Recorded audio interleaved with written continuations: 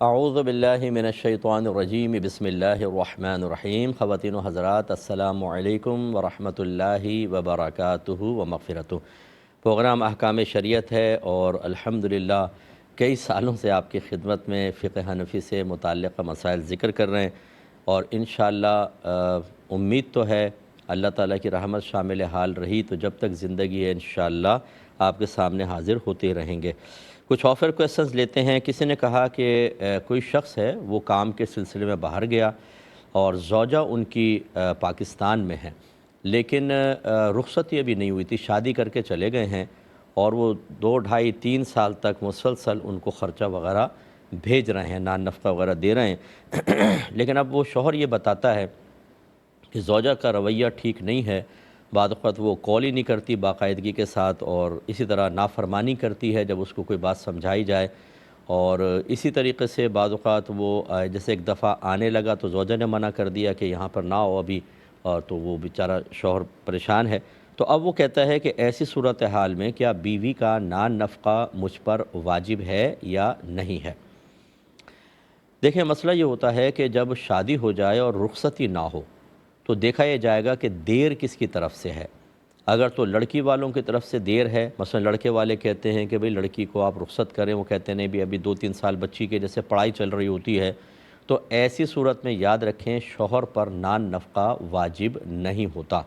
لیکن واجب نہیں ہوتا۔ اگر دینا چاہے وہ احساناً تو بہت اچھی بات ہے، لیکن اگر نہ دے تو بالکل گناہگار نہیں ہوگا، کیونکہ جب تک عورت کی طرف سے اپنے شوہر کے لیے حبس نہ پایا جائے، ہا با سین کا لفظ استعمال ہوتا ہے، حبس۔ حبس میں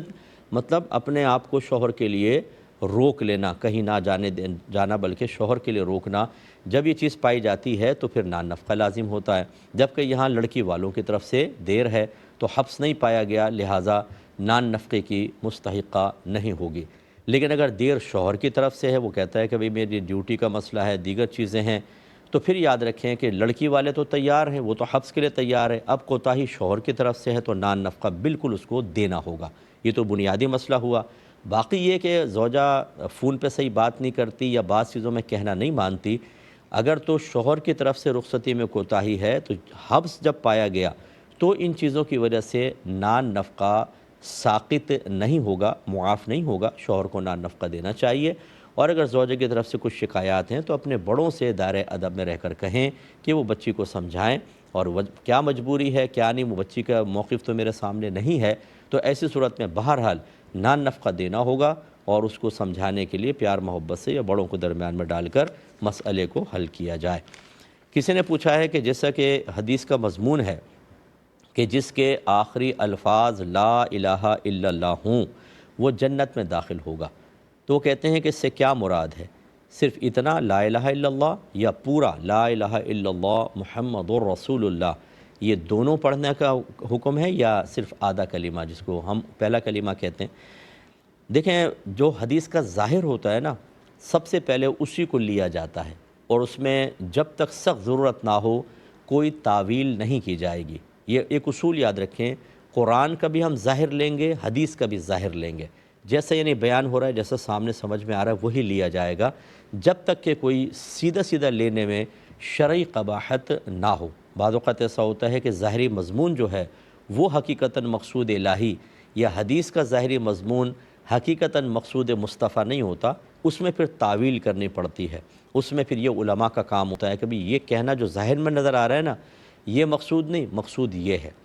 تو جب اس کے اندر کوئی تعویل کی حاجت نہیں ہے، سرکار نے فرمایا کہ کوئی اللہ کی وحدانیت کا اقرار کرے جنت میں داخل ہوگا، لا الہ الا اللہ سے وحدانیت ثابت ہو رہی ہے، تو اس کے ظاہر کو لے سکتے ہیں۔ ہاں، اب اس میں یہ ظاہر کو لینا چاہیے، اب یہ کہہ سکتے ہیں کہ بھئی بہتر ہے کہ اگر مردے کو تلقین کریں تو صرف لا الہ الا اللہ کی نہ کریں، محمد الرسول اللہ کی بھی کر دیں کہ نورن علی نور ہے، کہ جب صرف حدیث کے اندر لا الہ الا اللہ سے جنت کی بشارت دی جا رہی ہے تو سرکار کی نبوت کا اقرار مزید برکت کا باعث ہوگا، لیکن چونکہ حدیث میں ظاہری طور پر یہ ہے تو پھر لا الہ الا اللہ بھی کہہ دیا جائے تو کافی ہے۔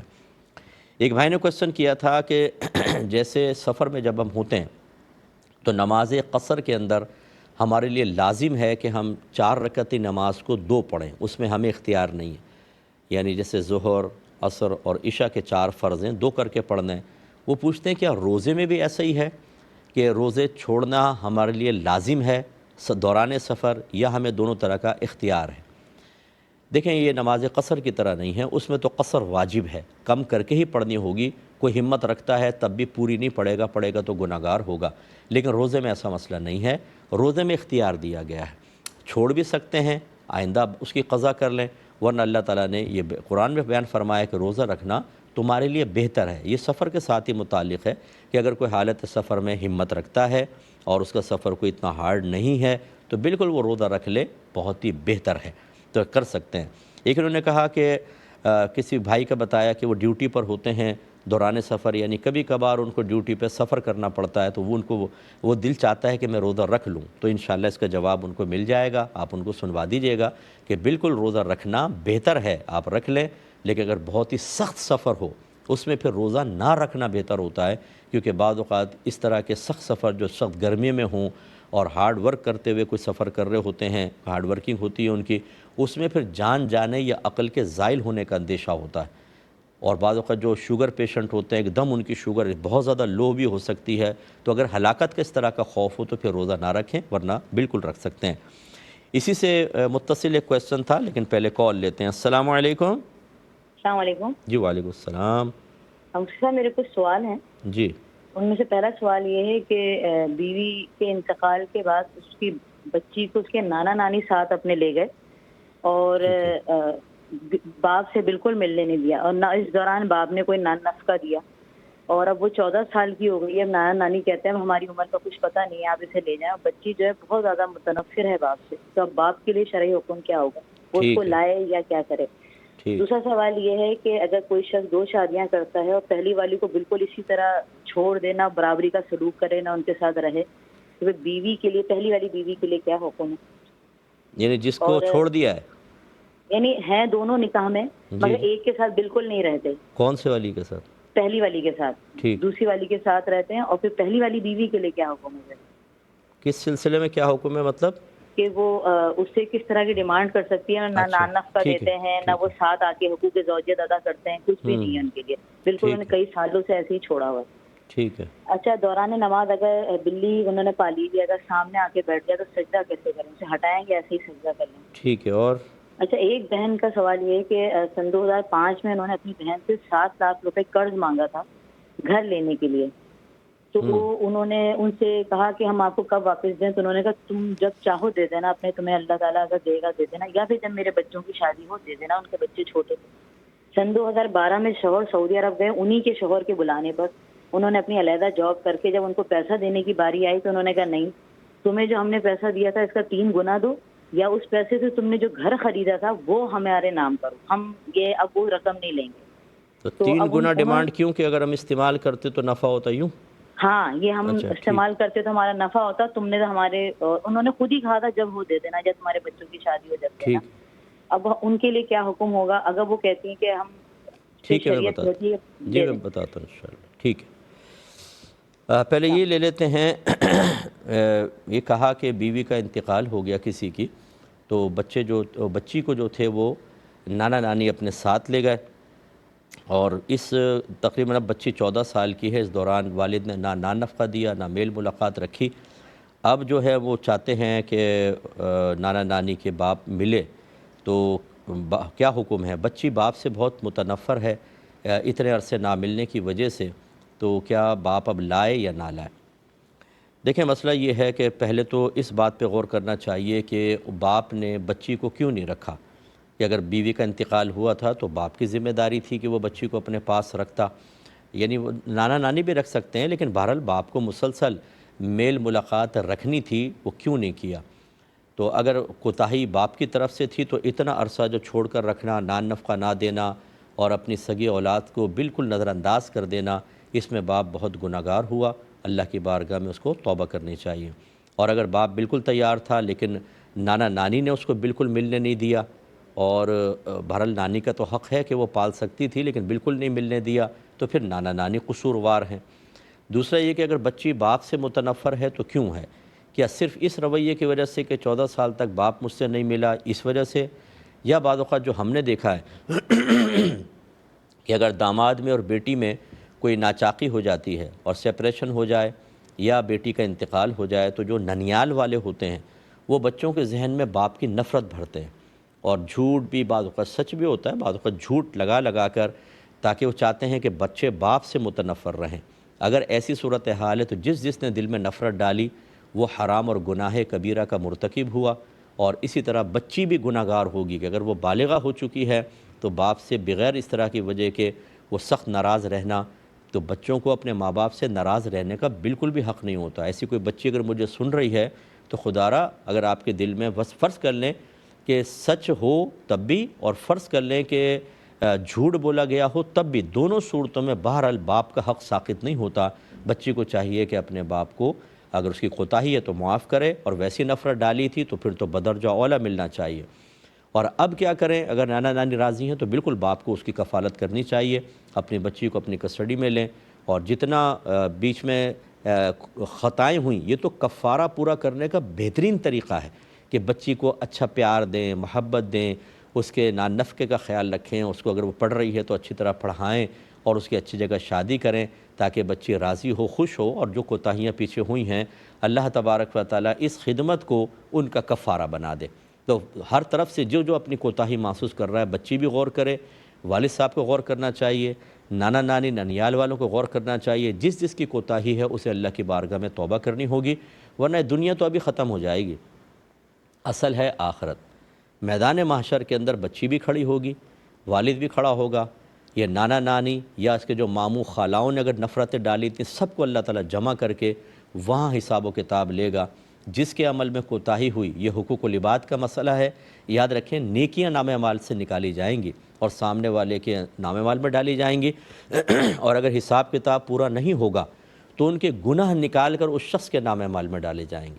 اور بعض اوقات ایسا بھی حدیثوں میں آیا ہے کہ ایک شخص نماز، روزہ، زکوٰۃ وغیرہ لے کر آئے گا، لیکن اسی طرح حقوق العباد میں کوتاہیوں کی بنا پر اس کی نیکیاں ان کو دی جائیں گی، پھر اس کے گناہ اس کے نام اعمال میں ڈال کر اس کو جہنم میں ڈال دیا جائے گا۔ یہ آسان بات نہیں ہوتی ہے، ہم ان حقوق العباد کے مسائل پہ بالکل غور نہیں کرتے، حج پہ حج کر رہے ہیں، عمرے پہ عمرے کر رہے ہیں، تسبیح ہاتھ میں لی ہوئے ہیں، جی تہجد بھی پڑھ رہے ہیں، قرآن پاک پڑھ رہے ہیں، یہ ساری نیکیاں یوں نکل جائیں گی۔ آپ یقین کیجئے حدیث اگر آپ پڑھیں تو دل میں بہت خوف پیدا ہوتا ہے۔ حقوق العباد کے مسئلے میں بالکل کوتاہی نہیں ہونی چاہیے۔ اللہ تعالیٰ سب کو سمجھنے کی توفیق عطا فرمائے، آمین۔ ایک مختصر سا بریک لیں گے، ہمیں یقین ہے آپ ہمارے ساتھ ہی رہیں۔ بسم اللہ الرحمن الرحیم، پہلے کال لیتے ہیں پھر جوابات کی طرف آئیں گے۔ السلام علیکم۔ وعلیکم السلام ورحمۃ اللہ وبرکاتہ۔ مفتی صاحب کیسے ہیں؟ اللہ خیریت کا سے بڑا ہیں؟ کرم، اللہ کا کرم۔ اچھا مفتی صاحب، آپ سے یہ سوال کرنا تھا کہ بعض اوقات کوئی ہمارا دل دکھا دیتا ہے اور ہم اس کو زبان سے معاف بھی کر دیتے ہیں، اس سے رویہ بھی اچھا رکھنے کی کوشش کرتے ہیں، مگر وہ پہلے کی طرح دل ان کی جانب مائل نہیں ہوتا، تو کیا اس میں بھی ہم گناہ گار ہوتے ہیں؟ جی ٹھیک ہے۔ دوسرا اور سوال یہ کرنا تھا کہ شادی شدہ جو بہنیں ہوتی ہیں ہماری، وہ اپنی والدہ سے اپنے سسرال کا حوال ذکر کرتی ہیں اکثر، تو اس کے اندر نیت چغلی یا غیبت کی نہیں ہوتی، لیکن بس بعض اوقات وہ گھر کی دل ہلکا کرنے کے چکر میں نا وہ اس طرح کی باتیں کر جاتی ہیں، تو کیا اس پر بھی غیبت اور چغلی کا حکم لگے گا؟ ٹھیک ہے۔ اور اور ایک سوال یہ بھی تھا کہ بعض اوقات جو ہماری پردے والی بہنیں ہوتی ہیں وہ باہر کھانا وغیرہ کھانے جاتی ہیں ہوٹلنگ کے لیے، تو ایسی صورت میں اگر حجاب کے اندر کھانا کھایا جائے تو حجاب خراب ہو جاتا ہے یا عبایا وغیرہ گندا ہو جاتا ہے، تو کیا جی ایسی صورت میں صرف اتنی دیر نقاب ہٹانے کی اجازت ہوگی جتنی دیر کھانا کھا رہے ہیں؟ ٹھیک ہے۔ اور بس یہی سوالات ہیں۔ میں عرض کرتا ہوں، ایک کویسچن نے کیا تھا کہ کسی شخص نے 2 شادیاں کی اور پہلی والی بیوی کو بالکل چھوڑ دیا، نہ نان نفقہ دیتا ہے نہ اس کا کوئی حق ادا کرتا ہے، تو وہ عورت کیا کرے؟ کیا وہ مطالبہ کر سکتی ہے شوہر سے اپنے حقوق وغیرہ کا؟ کیا حکم شرع ہوگا؟ جی بالکل، دیکھیں نبی کریم صلی اللہ علیہ وسلم نے ارشاد فرمایا کہ جو شخص ایک جس کی 2 بیویاں ہوں اور ایک بیوی کو بالکل معطل کر دے، ایسی چھوڑ دے، تو وہ بروز قیامت اس حال میں آئے گا کہ اس کی ایک جانب فالج زدہ ہوگی۔ آپ اندازہ کریں تو یہ اللہ تعالیٰ نے اسی لیے قرآن عظیم میں واضح طور پہ فرمایا کہ فَانْكِحُوا مَا طَابَ لَكُم مِّنَ النِّسَاءِ مَثْنَىٰ وَثُلَاثَ وَرُبَاعَ، تمہیں جو عورتیں پسند ہو تم ان سے نکاح کر سکتے ہو، 2 سے، 3 سے، 4 سے، لیکن صاحب پھر بعد میں بیان فرمایا فَإِنْ خِفْتُمْ أَلَّا تَعْدِلُوا فَوَاحِدَةً، پھر اگر تمہیں یہ خوف ہو کہ ان میں عدل نہ کر سکو گے تو ایک سے نکاح کرو۔ اور یہ عدل کا مخالف ہوتا ہے ظلم، یہ عدل کے بالکل خلاف اور ظلم کی صورت ہے کہ ایک زوجہ کو بالکل چھوڑ دینا، نہ نفقہ دینا، نہ اس کا حق ادا کرنا، ایسا شوہر گناہ کبیرہ کا مرتکب ہے اور آخرت کا شدید ترین وبال اس کے سر پر ہوگا۔ حقوق العباد کے بارے میں ابھی میں عرض کر چکا ہوں، ان دونوں ہسبینڈ وائف کو میدان محشر میں کھڑا کیا جائے گا، اور سوچیں کہ جس زوجہ کو آپ نے اتنی اذیتیں اور تکلیفیں دی تھیں، اور یہاں حاکمیت کے زوم میں اور اپنی طاقت کو دیکھ کر، مردانگی کو دیکھ کر آپ نے کہا تھا کہ مجھے تیری کوئی پرواہ نہیں ہے، میں ڈرتا نہیں اور فلاں نہیں، وہاں ایسا شوہر کانپ رہا ہوگا، رنگ فق ہوگا۔ اور مجھے امید ہے کہ کچھ بچیاں تو شاید بہت ہی نرم ہوں، ورنہ وہاں پر نیکیاں چھین کے لے جائیں گی اور اس کے گناہ اس کے نام اعمال میں، اور یہ جہنم میں۔ اللہ نہ کرے میرے بھائی بھی جو ایسے کر رہے ہیں تو وہ میرے بھائی ہیں، مسلمان ہیں، ہماری تو یہ تمنا نہیں ہے، لیکن جب آپ خود اپنی آخرت کو فراموش کریں، اللہ اس کے رسول کی تعلیمات آپ کو حقیر محسوس ہوں، اور آپ اپنی عقل اور سمجھداری کو بنیاد بنا کر شرعی اصولوں کا پامال کریں، تو پھر اللہ تبارک و تعالیٰ آپ کے ساتھ آخرت میں رحمت والا معاملہ کرے۔ کیوں؟ اس لیے شوہر کو چاہیے فوراً مائل ہو، اور بالکل عورت کا یہ حق ہے، وہ نان نفقے کا مطالبہ کر سکتی ہے، حتیٰ کہ کورٹ میں کیس کر کے وہاں سے نان نفقہ وصول کروا سکتی ہے۔ اسی طرح وہ ڈیمانڈ دیگر حقوق کی ادائیگی کی کر سکتی ہے، حتیٰ کہ اگر شوہر وہ عورت مسلسل اذیت اور تکلیف میں ہے، اس کے پاس اور کوئی سورس آف انکم نہیں ہے، یا تقاضائے نفسانی ایسا ہو رہا ہے کہ وہ اگر شوہر مائل نہیں ہوتا تو وہ زنا کی طرف مائل ہو جائے گی، ایسی صورت میں پوری کوشش کر لے، اگر نہ مانے تو وہ طلاق کا مطالبہ بھی کر سکتی ہے کہ بھئی مجھے چھوڑ دو یا خلا دے دو تاکہ مجھے آزاد کرو، میں کسی اور سے نکاح کروں، اور ایسی صورت میں طلاق کا مطالبہ گناہ نہیں ہوتا۔ ورنہ عام طور پہ جو بغیر شرعی عذر کے عورتیں طلاق کا مطالبہ کرتی ہیں، وہ یہ یاد رکھیں، نبی کریم نے فرمایا کہ جو عورت بغیر کسی عذر کے مطالبہ طلاق کرے، وہ بروز قیامت جنت کی خوشبو بھی نہیں پا سکتی۔ تو بہت برا ہوتا ہے یہ طلاق کا مطالبہ، پہلے دیکھ لینا چاہیے کہ ویلڈ ریزن ہے، یعنی شریعت کی نگاہوں میں، تب مطالبہ طلاق، لیکن ایسی بچی بالکل کر سکتی ہے۔ ایک کالر ہمارے ساتھ ہیں، پہلے کال لیتے ہیں۔ السلام علیکم۔ وعلیکم السلام ورحمۃ اللہ۔ جی سر میرے 3 سوالات ہیں۔ جی پہلا یہ کہ کوئی ضعیف العمر خاتون جو ہیں کسی قافلے کے ساتھ بغیر محرم کے عمرہ ادا کرنا چاہ سکتی ہیں۔ ٹھیک ہے۔ دوسرا یہ کہ کوئی شخص ایسا ہے کہ جو اپنے بال کٹواتا نہیں ہے، نہ ہی اس میں کنگھا کرتا ہے، بڑھاتا رہتا ہے، اور اپنے اس عمل کو کسی روحانی سلسلے کی طرف منسوخ کرتا ہے، تو اس کا یہ عمل کرنا کیسا ہے؟ ٹھیک ہے۔ تیسرا سوال یہ ہے کہ بعض افراد جو ہیں وہ شب برات سے 1 دن پہلے 13 شعبان کو اپنے مرحومین کا عرفہ مناتے ہیں، اور اس میں سارے طواف وغیرہ کا اہتمام کرتے ہیں، تو اس میں کا شریعت میں کیا حکم ہے، کوئی حقیقت ہے؟ ٹھیک ہے، میں عرض کرتا ہوں انشاءاللہ۔ ایک یہ کویشچن کیا تھا کہ اگر کوئی نماز پڑھ رہا ہو اور پالتو بلی سجدے کی جگہ پر آ کر بیٹھ جائے تو کیا پھر سجدے میں جاتے ہوئے اس کو ہٹا سکتے ہیں، یہ کیا کریں؟ دیکھیں، پہلی بات تو یہ اگر وہ سامنے آ کر بیٹھ جائے، اگر تھوڑا سا آپ پیچھے سرک کے سجدہ کر لیں تو اس کی بھی گنجائش ہے، اور اگر بالکل گنجائش جگہ ہی نہیں ہے پیچھے ہٹنے کی، جیسے کوئی چیز وغیرہ رکھی ہوئی ہے، تو پھر بلی کو ہلکے سے ہاتھ سے آپ ہٹا سکتے ہیں، بالکل وہ یہ کوئی عمل قلیل کہلاتا ہے، تو بلی کو بالکل ہٹا سکتے ہیں، اس میں نماز وغیرہ کوئی نہیں ٹوٹے گی، نہ یہ مکروہ ہوگا۔ ایک یہ کہتے ہیں کہ کسی نے اپنی بہن سے 7 لاکھ روپے قرض لیا تھا، اور جب انہوں نے دیا تو فراخ دلی سے کہا کہ جب چاہیں آپ دے دینا، یا بچوں کی شادی کے بعد دے دینا۔ اب جب یہ کچھ عرصے بعد ان کے شوہر کے بلانے پر باہر گئے ہیں، تو اب وہ مطالبہ کرتے ہیں کہ اب ہمیں قرض کا 3 گنا دو، یا پھر جو تم نے گھر بنایا وہ گھر ہمارے نام کرو، یہ ڈیمانڈ کرنا کیسا ہے؟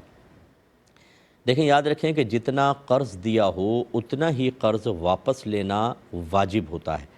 یعنی ڈیمانڈ نہ کریں۔ ہاں، قرض لوٹانے والا اگر تھوڑا سا زیادہ خود دے دیتا ہے تو کوئی حرج نہیں ہے، لیکن اگر یہ طے کر لیا پہلے ہی کہ ہم 7 لاکھ دے رہے ہیں، 7.5 واپس لیں گے، یہ حرام اور سود، کیونکہ نبی کریم صلی اللہ علیہ وسلم نے فرمایا کہ جو قرض نفع کھینچے وہ نفع سود ہے۔ اور یا پھر جیسے یہاں طے نہیں ہوا تھا، 7 لاکھ دیے، ساتھ ہی دینے کا پہلے تو طے ہوا تھا، لیکن اب ڈیمانڈ زیادہ کی کر رہے ہیں، اور بنیاد اگر یہ بنا رہے ہیں کہ 7 لاکھ ہمارے پاس ہوتے، ہم انویسٹ کرتے تو کتنا نفع ہو جاتا، لہٰذا 3 گنا دو۔ یاد رکھیں یہ حرام اور گناہ کبیرہ ہے، اور معنوی لحاظ سے سود کے اندر آئے گا، حقیقی سود تو نہیں ہے، لیکن معنوی لحاظ سے بالکل سود پر آئے گا کہ قرض پہ اس طرح کی نفع کی ڈیمانڈ آپ کرنا، یہ معنوی یعنی حکماً سود ہی ہے اور گناہ کبیرہ ہے۔ بہن جب بہن سے یہ مطالبہ کر رہی ہے تو کیا کہہ سکتے ہیں آپ بتائیں، خون سفید ہو گئے ہیں، یعنی اپنے سگے بھائی بہنوں سے اس طرح کے ناجائز مطالبات اللہ کی بارگاہ میں توبہ کریں، اس ارادے پر بھی توبہ کریں، مطالبے پر بھی توبہ کریں، چاہے جائے کہ ان سے لیں گے تو لینا حرام۔ اب اگر یہ مجبور ہیں فرض کر لیں کہ ڈر کر یا ناراضگی کے خوف کی وجہ سے اگر یہ دے دیتے ہیں، ان کا دینا گناہ نہیں ہوگا بلکہ ان کا لینا گناہ ہوگا۔ اور بہتر تو یہی ہے کہ یہ بھی جم جائیں کہ نہیں ہم سود نہیں دیں گے، ویسے تم پہ ہزاروں خرچ کر دیں گے لیکن جو آپ کی ڈیمانڈ ہے وہ معنوی لحاظ سے سود میں داخل ہے وہ ہم نہیں دے سکتے ہیں، اس میں بالکل آپ اٹک جائیں، بالکل گناہ گار نہیں ہوں گے، گناہ گار سامنے والے ہیں، انہیں اللہ کی بارگاہ میں توبہ کرنی چاہیے۔ بچے نے پوچھا ہے کہ اگر کسی نے ہمارا دل دکھایا اور ہم نے زبان سے اس کو معاف کر دیا لیکن دل اس کی طرف اب مائل نہیں ہو رہا معاف کرنے کے باوجود، تو کیا یہ گناہ ہے؟ دیکھیں پہلے یہ آیت یاد رکھیں کہ لا یکلف اللہ نفسا الا وسعہا، اللہ تعالیٰ کسی جان کو اس کی ہمت سے زیادہ آزمائش میں مبتلا نہیں کرتا، تو لہذا جتنا ہمارے قدرت و اختیار میں جب ہم وہ کر لیتے ہیں اور کسی ایسی صورتحال میں داخل ہو جائیں کہ وہ ہماری قدرت و اختیار سے باہر ہے تو اس آیت کے مضمون کے مطابق اس پر کوئی گرفت نہیں ہوتی۔ ہمارے اختیار میں کیا تھا، کسی نے دل دکھایا تو ہم اس کو درگزر کر دیں، معاف کر دیں، یہ عظمت کی بات ہے، تو آپ نے زبان سے معاف کر دیا، درگزر کر دیا، لیکن بعض وقت قلبی کیفیات ہمارے تابع نہیں ہوتی۔ جیسے سگے والدین کو بھی آپ دیکھ لیں، اگر 5-6 بچے ہیں تو کسی بچے کی طرف تو دل بہت ہی مائل ہوتا ہے اور دوسروں کی طرف کم ہوتا ہے، لیکن وہ ظاہر نہیں کرتے، وہ تو یکساں سا رویہ رکھتے ہیں، تو ظاہر ہونا بھی نہیں چاہیے کیونکہ یہ ہمارے قدرت و اختیار میں ہے، لیکن قلبی مائلان تو ہمارے قدرت و اختیار میں نہیں ہے، تو دل کے معاملات چونکہ اختیار میں نہیں ہوتے اس لیے اس پر آپ کی کوئی گرفت نہیں ہے، نہ اس میں گناہ کا پہلو ہے۔ نبی کریم صلی اللہ علیہ وسلم اللہ تعالیٰ کی بارگاہ میں بعض اوقات یہ دعا کرتے تھے کہ اللہ تعالیٰ ازواج کے سلسلے میں جو میرے قدرت و اختیار میں تھا وہ میں نے کیا، اور جو میرے قدرت و اختیار میں نہیں تو اس پر مجھ سے درگزر فرما لے۔ شرح اس کی یہ بیان کی گئی کہ بیویوں میں باری مقرر کرنا، سب کے ساتھ اچھا سلوک رکھنا، یہ انسان کے قدرت و اختیار میں ہوتا ہے، سرکار نے سب کے ساتھ کیا، لیکن قلبی میلان جو ہے وہ سیدہ عائشہ صدیقہ رضی اللہ تعالی عنہا کی طرف بہت زیادہ تھا۔ سب سے زیادہ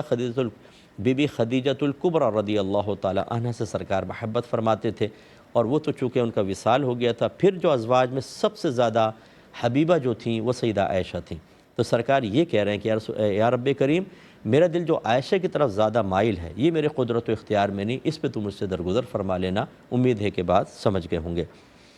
ایک انہوں نے پوچھا ہے کہ بعض اوقات بچیاں جو ہوتی ہیں وہ اپنے سسرال میں جو کچھ معاملات ہوتے ہیں وہ آ کے میکے میں بتاتی ہیں تاکہ دل ہلکا ہو جائے، لیکن کوئی غیبت یا چغلی کرنا مقصود نہیں ہوتا، تو کیا حکم شرع ہے؟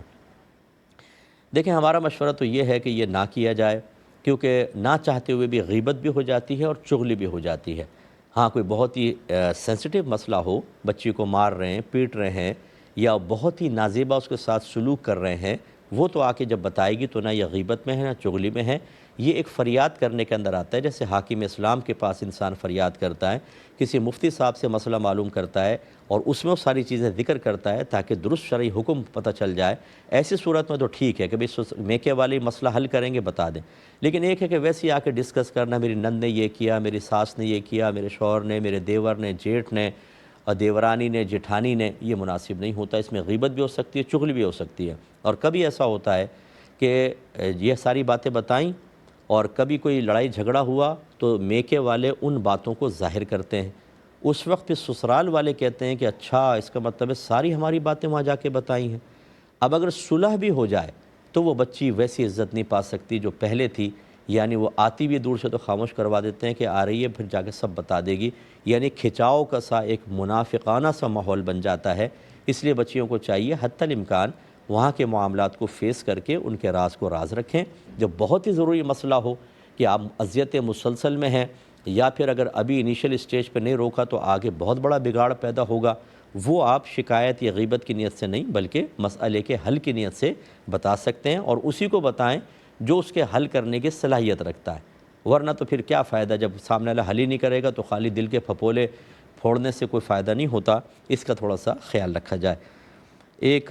مختصر سا بریک لیں گے، ہمیں یقین ہے آپ ہمارے ساتھ ہی رہیں۔ بسم اللہ الرحمن الرحیم۔ بچی نے پوچھا کہ اگر کوئی پردے دار خاتون جیسے فیملی جاتی ہے آؤٹنگ کے لیے، کہیں جا کر کھانا کھاتے ہیں، اب اگر وہاں حجاب ہٹا کے کھانا نہ کھایا جائے تو لازم بات ہے کہ کیسے کھائے گی وہ، نیچے سے تو بعض اوقات حجاب سالن میں چلا جائے تو کیا وہ چہرہ کھول سکتے ہیں کہ نہیں؟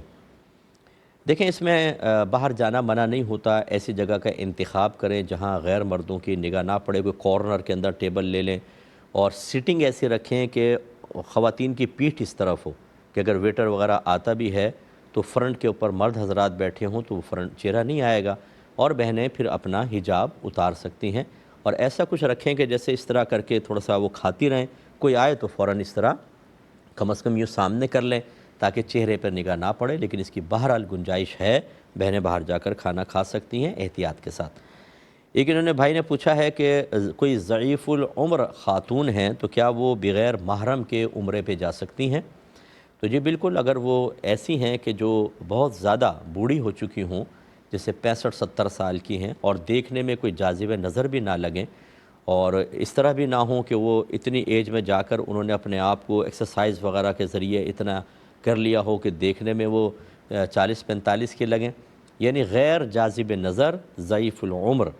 اور ساتھ کوئی ان کے لے جانے والا ہو، یعنی سنبھالنے، قافلے میں سنبھالنے والے ہیں، تو ایسی خاتون کے لیے اجازت ہوتی ہے۔ یہ میں نے پہلے بھی کچھ پروگرام پہلے بھی یہ سوال جواب عرض کیا تھا، یہ جو آج ہماری بہنیں کہتی ہیں جی فلاں جگہ کا فتویٰ آ گیا، فلاں کا آ گیا، اور ادھیڑ عمر یا جوان عورتیں بغیر محرم کے سفر کر رہی ہیں کہ ہمیں اجازت مل گئی ہے، ایسا بالکل نہیں۔ دین ہمارے نبی کا ہے، کسی مفتی صاحب کا نہیں ہے کہ جو نبی کریم کے قول کے مقابل اجازت دے دیں، یہ بالکل نہیں چلے گا۔ رحمت کونین صلی اللہ علیہ وسلم نے واضح طور پہ فرمایا کہ جو عورت اللہ تبارک و تعالیٰ اور اخروی دن پر ایمان رکھتی ہے،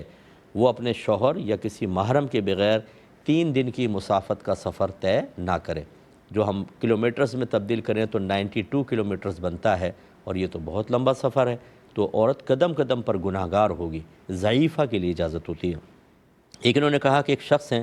جو اپنے بال بڑھاتا رہتا ہے، کاٹتا نہیں ہے، اور کافی لمبے بال ہو گئے ہیں، اور اپنے آپ کو کسی روحانی سلسلے کی طرف منسوب کرتا ہے، تو کیا حکم شرع ہوگا؟ دیکھیں روحانی ہو یا طوفانی ہو، بہرحال شریعت کی فالوئنگ، شریعت کو فالو کرنا، شریعت کی رعایت کرنا، اگر وہ روحانی اپنے آپ کو کہتے ہیں، مذہبی کہتے ہیں، تو وہ بدرجہ اولیٰ ان کو کرنی چاہیے۔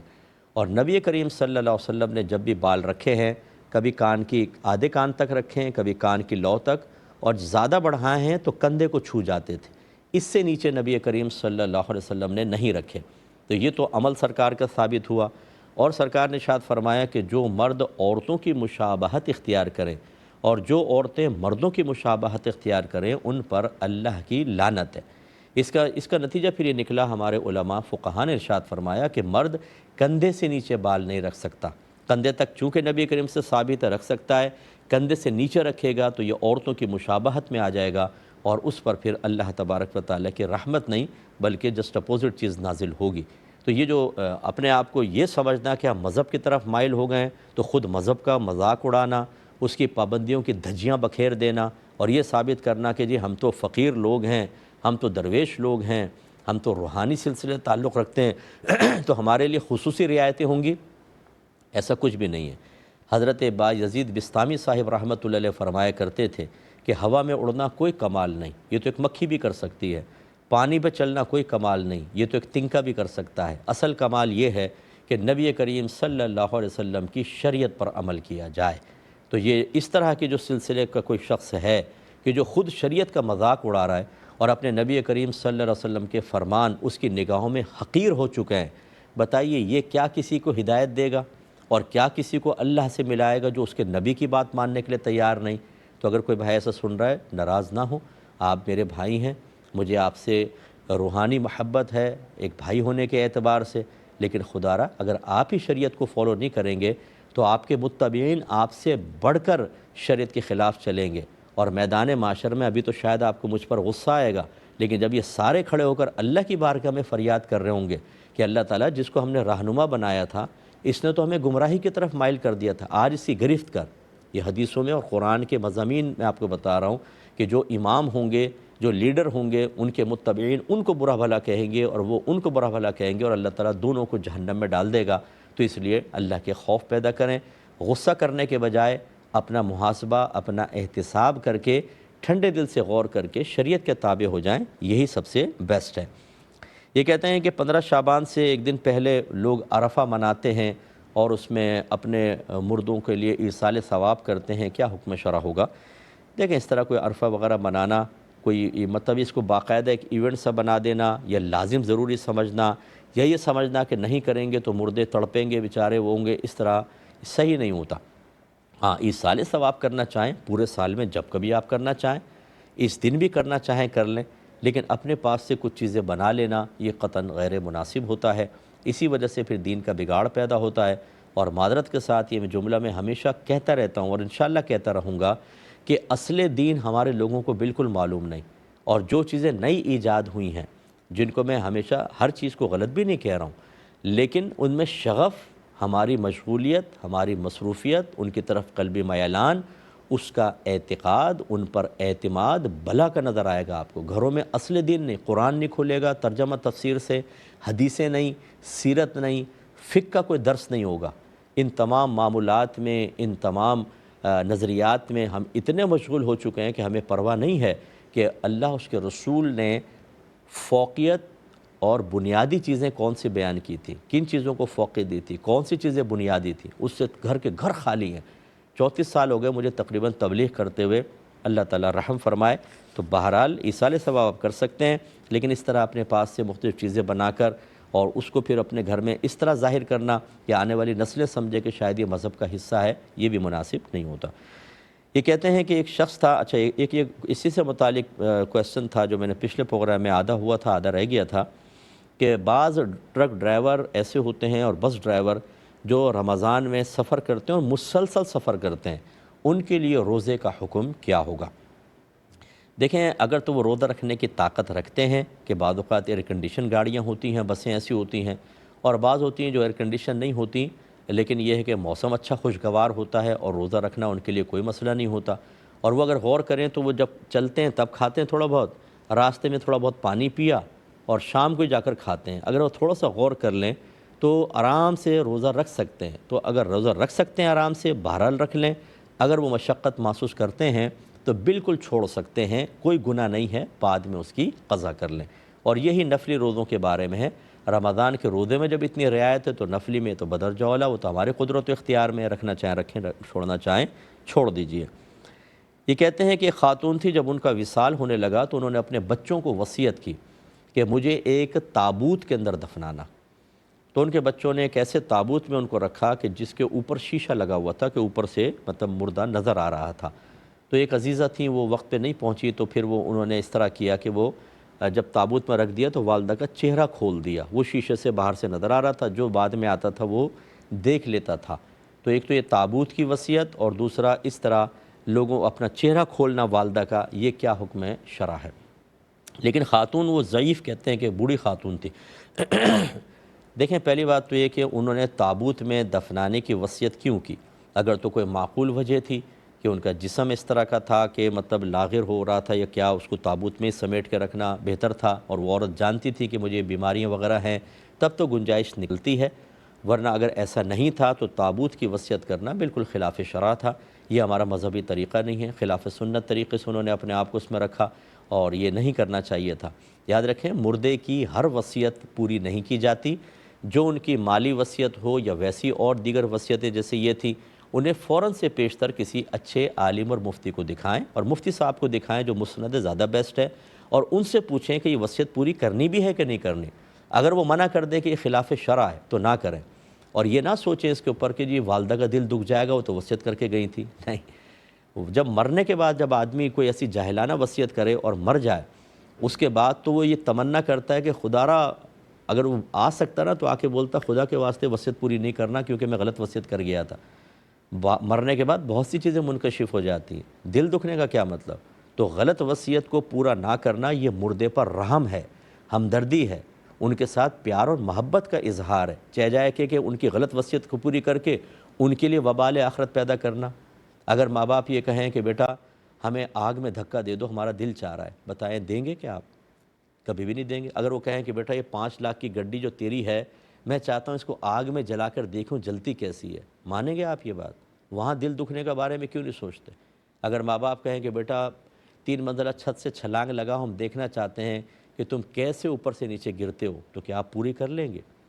تو یہ مطلب بھولا پن ہوتا ہے ہمارا کہ جی اگر ہم نے غلط وصیت پوری نہیں کی دل دکھے گا، باقی چیزوں میں ہماری ہوشیاری رہتی ہے، تو ایسا نہیں کریں۔ تو بہرحال اگر کوئی معقول وجہ تھی پھر ٹھیک، ورنہ خلاف سنت، اور چہرہ کھول دینے میں کوئی مسئلہ نہیں۔ اگر ضعیفہ خاتون تھیں تو ضعیفہ خاتون پہ تو نامحرم کی بھی نگاہ پڑ جاتی تو کوئی مسئلہ نہیں تھا، چہرہ تو کھول ہی دینا چاہیے، جب مردے کو دفناتے ہیں نا تو پھر اس کا چہرہ کھول دیں، کوئی مسئلہ نہیں ہے، اس میں کوئی خلاف شرع چیز نہیں ہے۔